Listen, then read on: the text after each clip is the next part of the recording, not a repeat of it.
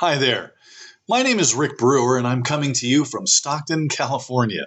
Thank you for this opportunity to give you some of my thoughts concerning the Director of External Communications and Media Relations position. You asked me to address the biggest challenges facing the Fort Bend Independent School District, as well as how the Communications Department is doing and any recommendations I might have. Well, here goes. I believe the three biggest challenges facing FBISD are your upcoming superintendent search, student success in light of COVID-19, and dwindling financial resources for local school districts. First, FBISD will be scrutinized during 2021 as Dr. Dupre retires and a new superintendent is selected.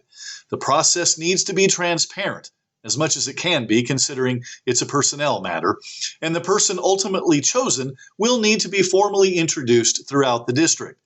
The next superintendent will also need to quickly take over the public mantle that Dr. Dupre has carved out for the district. The communications team will need to clearly articulate the process, the transition, and the new voice of the district. Second, like all school districts around the country, FBISD is continually examining its policies, procedures, and programs while dealing with the harsh realities of the novel coronavirus. It's pretty clear you're moving into more of a proactive mode than just a reactive one. Likewise, all communications should proactively promote how students can be and are successful as the district transitions back to face-to-face learning. Of course, we can't predict the future, but we can look around the corner to see what potentials are out there and be ready to communicate them as they occur. This is especially true when it comes to answering news media inquiries. For example, ABC 13 did a story about an FBISD parent complaining that his 8 children were not doing well with online education and how he felt standards should change along with the instructional changes. Dr. Dupre was allowed to give the official side of the story, but the station provided no context that this was only one family and one father among 78,000 students and probably 150,000 parents. As media relations director, I would have contacted the reporter and attempted to provide that context by lining up 1 or 2 families that are succeeding in online education for interviews and video opportunities to counterbalance that one family's distress. In a district this large, we should be able to find that quickly and help our media partners provide more balance and context. And we should be ready to quickly offer our own stories of student success that are then pushed out on all our various platforms.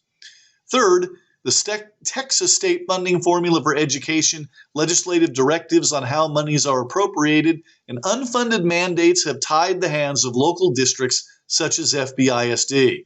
The communications department must continually promote stories of student and staff success, all the while mentioning how they are doing so despite tighter financial pressures.